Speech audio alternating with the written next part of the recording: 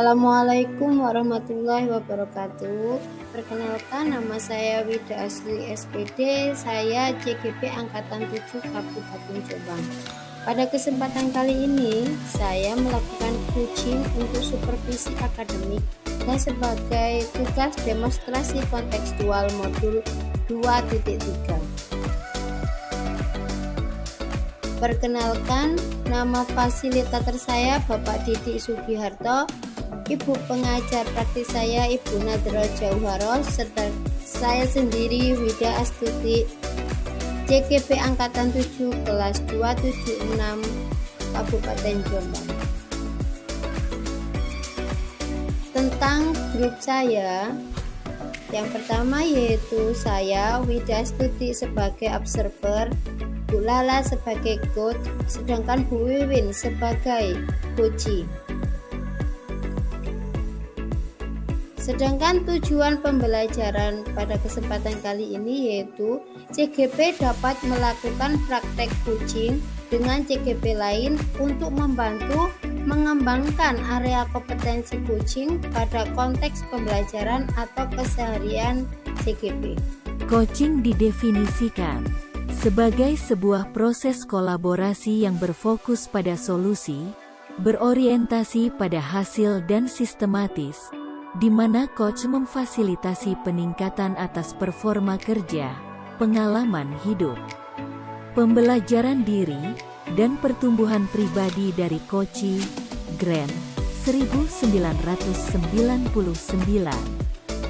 Tujuan dari coaching adalah menuntun coachee untuk menemukan ide baru atau cara untuk mengatasi tantangan yang dihadapi atau mencapai tujuan yang dikehendaki. Supervisi akademik merupakan serangkaian aktivitas yang bertujuan untuk memberikan dampak secara langsung pada guru dan kegiatan pembelajaran mereka di kelas. Supervisi akademik perlu dimaknai secara positif sebagai kegiatan berkelanjutan yang meningkatkan kompetensi guru sebagai pemimpin pembelajaran dalam mencapai tujuan pembelajaran, yakni pembelajaran yang berpihak pada anak. 3 langkah yang dilakukan sebagai seorang observer yaitu: pra-observasi, mengamati proses coaching dan mencatat hal-hal yang diperlukan untuk refleksi; pasca observasi,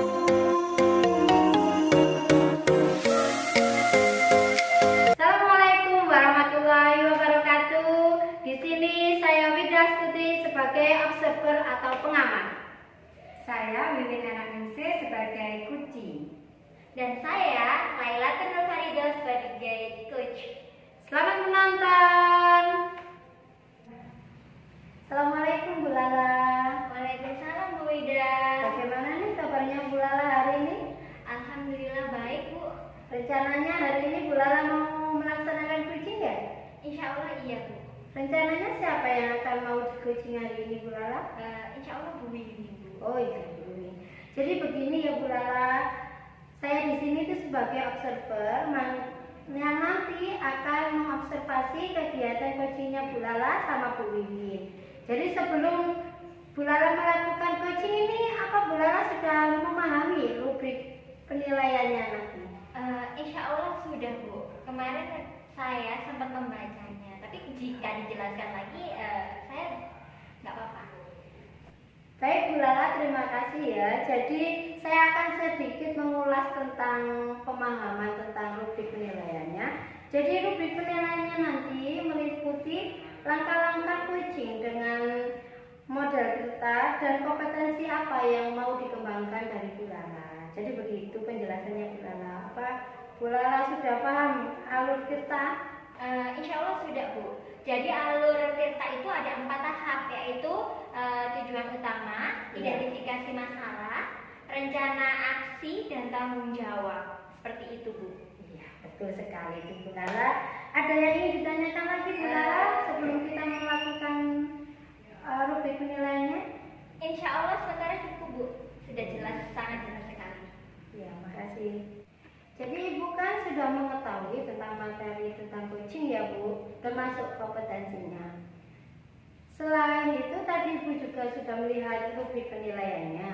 Nah, dari kompetensi coaching yang Ibu ketahui tadi, kira-kira yang mau dikembangkan dari Bu Lala ini apa ya kompetensinya? Saya ingin mengembangkan semua kompetensi Bu, mulai dari kehadiran penuh, mendengarkan aktif, dan mengajukan pertanyaan yang berbobot Bu. Oh ya, berarti Ibu ingin mengembangkan semua kompetensi yang ada ya Bu ya? Iya betul sekali Bu Wida, agar saya benar-benar bisa melakukan coaching dengan benar. Ya. Bisa dijelaskan Bu Lala secara spesifik saja kompetensi apa yang ingin dicapai dari observasi ini? Begini Bu, saya ingin kompetensi mengajukan pertanyaan yang berbobot yang diobservasi, karena menurut saya kompetensi itu yang paling sulit dan mendasar, sehingga harus terus saya asah Bu. Oke, jadi begitu ya Bu Lala. Bu Lala itu yang mau lebih diutamakan itu kompetensi yang mengajukan pertanyaan yang berbobot. Karena menurut Bu Lala itu yang paling sulit dan paling mendasar. Seperti itu ya Bu Lala? Iya betul sekali Bu Wida. Kalau Bu Lala tadi kan sudah membahas kompetensi yang ingin dicapai ya Bu Lala. Nah, sekarang kita membahas indikator dari coaching ini. Kira-kira indikator ketercapaian yang ingin Bu Lala capai dari proses coaching yang akan dilakukan Bu Lala nanti apa ya? Jadi indikator ketercapaian untuk pengajuan pertanyaan yang berbobot itu satu, hasil mendengarkan aktif Bu. Menggunakan kata kunci yang didapat dari mendengarkan. Yang kedua, itu membantu coachee membuat atau mengingat, merenung dan merangkai fakta sehingga dapat memahami apa yang terjadi pada dirinya. Yang ketiga, bersifat terbuka dan eksploratif. Struktur kalimat terbuka membuat coachee harus menjawab sambil berpikir. Dan yang terakhir ini adalah Bu, diajukan pada momen yang tepat. Jadi di sini tidak terburu-buru dalam mengajukan pertanyaan dan ditanyakan di waktu yang coachee sudah siap menjawab. Seperti itu. Baik Bu Lala, berarti indikator ketercapaian yang Bu Lala harapkan dari pertanyaan berbobot adalah mendengarkan aktif, membantu coachee, dan pertanyaan bersifat terbuka dan eksploratif, dan diajukan pada momen yang tepat ya. Betul seperti itu ya Bu Lala? Betul Bu, iya benar seperti itu. Baik Bu, kalau begitu Bu Lala sudah siap untuk melaksanakan coaching hari ini? Insya Allah sudah Bu. Semangat ya Bu Lala. Terima kasih ya Bu Linda. Assalamualaikum Bu Wiwin, bagaimana kabarnya? Waalaikumsalam Bu Lala, alhamdulillah baik. Alhamdulillah baik ya Bu kabarnya. Tapi kok kelihatannya murung Bu, kenapa? Iya nih Bu, saya bingung sekali dengan permasalahan yang ada di kelas saya. Siswa saya yang bernama Vino itu loh, susah sekali kalau diajak belajar literasi terutama. Akibatnya dia tidak mau menulis maupun mengerjakan tugas-tugasnya gitu. Iya Bu Wiwin, berkaitan dengan permasalahan Bu Wiwin, apa yang Bu Wiwin harapkan dari hasil diskusi hari ini Bu? Ya, saya mengharapkan saya ingin mencari solusi untuk permasalahan bagaimana si Vino ini suka dengan literasi. Kalau boleh tahu nih Bu, permasalahannya sebenarnya itu apa sih Bu Wiwin? Kok sepertinya Bu Wiwin ini sangat gelisah dan tidak nyaman seperti itu Bu? Ini loh Bu Lala, jadi Vino itu anak kelas 1 ya. Iya. Dari kelas sampai kelas 4 itu mempunyai permasalahan.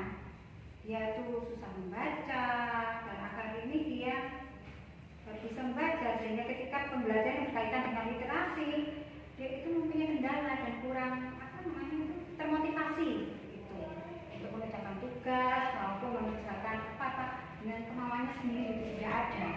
Oh begitu Bu. Terus bagaimana menurut Bu Wiwin metode dan strategi yang sesuai untuk permasalahan Vino ini Bu? Gimana ya? Nah, ya itu yang jadi permasalahan saya Bu. Saya bingung mencari solusinya.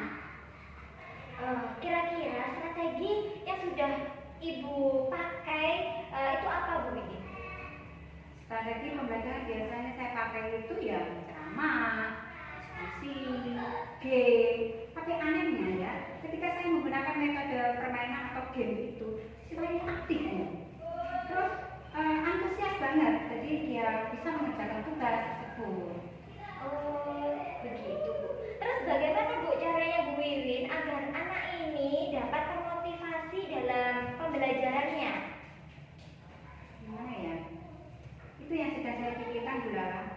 Saya ingin semua siswa saya mencapai tujuan pembelajaran dengan cara yang berbeda-beda.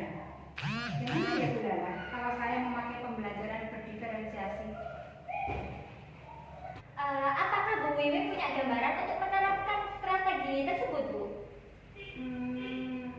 rencana saya sebelum pembelajaran dimulai, saya akan memetakan kesiapan belajar mereka, minat belajar mereka, dan sehingga saya tahu bagaimana kebutuhan belajar mereka agar tujuan pembelajaran saya tercapai. Oh iya Bu. Sekali lagi ya Bu Ellen bertanya ya. Bagaimana jangka waktu yang dibutuhkan Bu Wiwin agar tujuan tersebut itu dapat tercapai Bu? Jangka waktunya kurang lebih 3 bulanan Bu. Semoga dengan strategi yang saya pakai ini dapat menjadi motivasi yang lebih baik untuk peserta didik saya, terutama si Vito tadi. Bagus sekali Bu Wiwin, idenya Bu Wiwin. Saya juga mempunyai harapan yang sama dari solusi Bu Wiwin tersebut bisa mencapai tujuan pembelajaran. Terus Bu ya, bagaimana cara Ibu untuk mengantisipasi hambatan dari dari ini permasalahan ini Bu? Menurut saya sih hambatan dari permasalahan itu pasti ada ya Bu ya. Tetapi saya akan berusaha lah untuk mencari solusinya dengan melakukan kolaborasi dengan jawab atau sharing dengan murid. Nah, sekarang Bu ya, kira-kira komitmen apa nih Bu yang akan Bu Wiwin lakukan untuk rencana aksi nyata ini? Saya mempunyai keyakinan bahwa setiap anak itu beda. Jadi saya melakukan tes diagnostis sebelum pembelajaran dimulai. Wah, bagus sekali tuh Bu Wiwin. Terus bagaimana dengan tindak lanjut dari coach hari ini Bu? Saya akan melakukan kolaborasi dengan teman sejawat sehingga semua bisa menerapkan pembelajaran berdiferensiasi. Gitu Bu Lala. Bu Lala, terima kasih ya untuk waktunya yang sudah diberikan kepada saya. Terima kasih sudah memberikan saya solusi dari permasalahan yang saya hadapi, terutama dengan anak saya yang namanya Firin tadi. Benar-benar bisa memotivasi diri saya untuk bisa memperbaiki pembelajaran di kelas saya ini untuk meningkatkan tujuan pembelajaran saya. Terima kasih Bu Lala. Ya, sama-sama Bu Wiwin. Kita nanti ngobrol lagi minggu depan ya Bu ya. Saya penasaran sekali dengan muridnya Bu Wiwin yang bernama Vino ini ya Bu. Ya, Bu ya. Terima kasih Bu Wiwin. Assalamualaikum. Alhamdulillah ya Bu Lala, sudah selesai tadi proses coachingnya ya. Iya Bu Wida, alhamdulillah Bu. Prosesnya berjalan dengan lancar. Alhamdulillah. Nah, sekarang menurut Bu Lala tadi, pada saat proses coaching tadi yang sudah dilakukan dan apa saja yang terkait dengan indikator yang sudah kita sepakati di awal. Iya Bu, sepertinya saya tadi sudah membuat pertanyaan berdasarkan kata kunci yang saya peroleh dari proses mendengarkan. Pertanyaan saya telah membantu coaching mengingat dan merangkai fakta agar lebih memahami yang terjadi pada dirinya, sehingga pada akhirnya dapat menemukan ide-ide dari coaching sendiri, bersifat terbuka dengan kata tanya apa dan bagaimana menyampaikannya juga tidak terburu-buru dan memberikan kesempatan coaching untuk berpikir seperti itu. Terima kasih ya Bu Lala sudah melakukan refleksi diri terkait indikator yang sudah disampaikan di awal tadi sebelum kita melakukan coaching tadi ya Bu Lala. Iya, sama-sama Bu Wida. Jadi sekarang Sebelumnya mohon izin ya Bu Lala, saya akan menyampaikan hasil observasi yang terkait dengan proses coaching yang tadi yang sudah dilaksanakan Bu Lala sama Bu Wiwin tadi ya. Berdasarkan hasil catatan saya, Bu Lala tadi sudah memberikan pertanyaan tentang tujuan yang ingin dicapai coach setelah percakapan. Bu Lala juga sudah melakukan identifikasi permasalahan dengan memberi pertanyaan yang berbobot pada kunci dengan mengambil kata kunci dan hasil proses mendengarkan. Selanjutnya yaitu Bu Lala juga sudah memberikan pertanyaan yang dapat membuat kunci merencanakan ide-ide untuk menyelesaikan permasalahan tadi yang saya mendengar poin-poinnya tadi. Bu Lala juga sudah menanyakan tentang komitmen terhadap rencana yang dibuat dan juga waktu perencanaan pelaksanaannya oleh Koji, dan ternyata membuat Koji menjadi yakin akan keputusan dalam solusi yang dia ambil tadi. Jadi Bu Lala itu sudah membuat keyakinan pada diri Koji tadi untuk mencari solusinya sendiri. Kompetensi yang akan Bu Lala kembangkan tadi adalah tentang mengajukan pertanyaan yang berbobot ya Bu Lala, betul seperti itu ya? Iya, betul Bu. Nah, jadi berdasarkan indikator yang disampaikan di awal tadi, saya mengamati bahwa yang pertama yaitu Bu Lala telah membuat pertanyaan-pertanyaan berdasarkan hasil kata kunci yang diperoleh dari proses mendengar aktif tadi. Jadi Bu Lala itu sudah mengajukan pertanyaan sesuai dengan kata kunci yang disampaikan dari kunci tadi. Lah, pertanyaan-pertanyaan Bu Lala juga sudah membuat kunci mengingat, merenung, dan menghafal fakta sehingga lebih memahami apa yang terjadi pada dirinya. Kalimat tanya yang dibuat juga bersifat terbuka, sudah sesuai dengan indikatornya tadi ya, dan menggunakan kata tanya apa, bagaimana, sehingga membuat wajib harus menjawab sambil berpikir.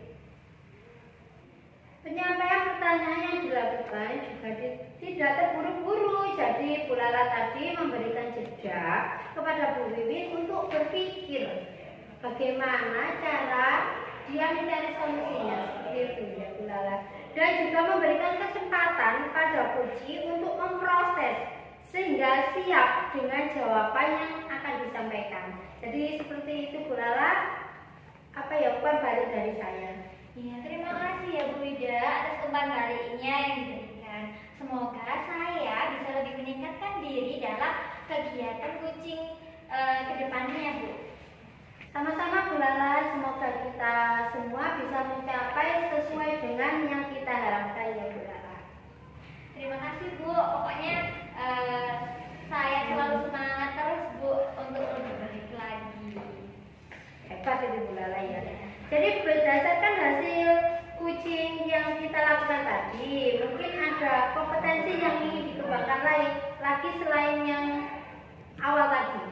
Begini Bu, sepertinya yang perlu saya kembangkan lagi adalah kompetensi mendengarkan aktif, yaitu terkait asosiasi Bu. Jadi soalnya saya pada saat kegiatan coaching tadi, saya merasa selalu menahan diri untuk tidak melakukan asosiasi, yaitu mengaitkan dengan pengalaman pribadi saya. Ya mungkin sudah terbiasa, saya sering sharing pengalaman dengan rekan-rekan dulu, jadi kayak terbawa gitu loh Bu, sehingga dalam selama proses tadi saya itu seperti menahan diri kayak gitu Bu.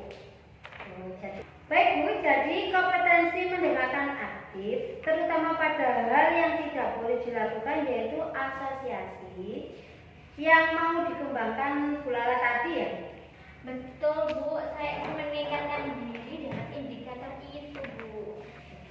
Baik, terima kasih ya Bu, tadi sudah melakukan proses coaching dengan sangat bagus sekali. Mudah-mudahan untuk kompetensi yang ingin Ibu kembangkan tadi yaitu tidak melakukan asosiasi tadi, mudah-mudahan untuk kompetensi yang ingin Ibu kembangkan tadi itu terwujud ya Bu dengan kegiatan coaching selanjutnya yang akan dilakukan Bu Lala. Tetap semangat ya Bu Lala untuk menjadi yang lebih baik lagi. Terima kasih ya Bu Wida semangatnya.